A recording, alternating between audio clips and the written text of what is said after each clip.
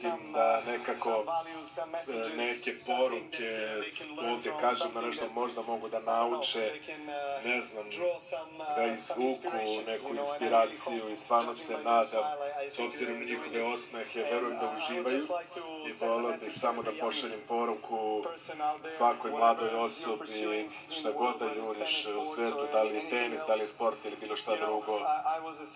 Ja sam imao 7 godina kada sam sanjao da mogu da osvojim Wimbledon i da postanem svetski broj 1.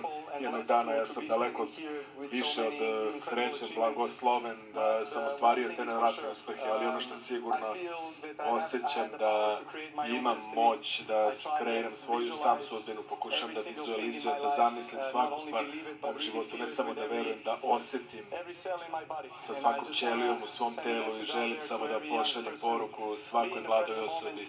Budi u sadašnjosti, zaboravi što se dogodilo u prošlosti, budućnosti je nešto što će se dogoditi, ili ako želiš bolju budućnost, stvori je, uzmi stvari u svoje ruke, veruj i stvori je.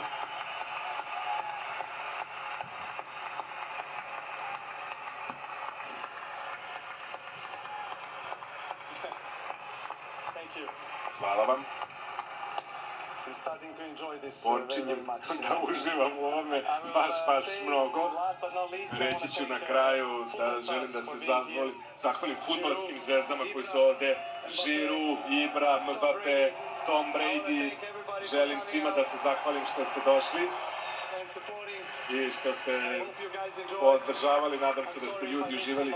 Žao mi ako sam nekog propustio i izostavio, ali velika je čast imati ove nevjerovatne sportske zvezde, fudbalske zvezde, Ibro. Svi ostali hvala što ste došli i vidimo se sledeće godine. Srbija!